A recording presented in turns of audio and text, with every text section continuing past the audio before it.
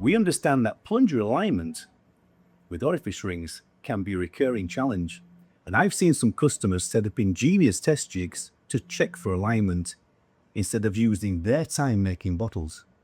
At our test facility, we're testing plungers so that ones that go out the door to you are reliably straight.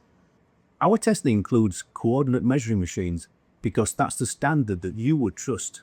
Consistent gob weights is what you're worried about, so straight plungers is what we're worried about. In extreme cases, the nose of the plunger can come into contact with the orifice ring on the downstroke and smash the orifice ring to pieces. Our sophisticated measurements ensure that you're spending less time on painful part replacements. We're taking steps here, so you're taking fewer steps there for greater efficiency.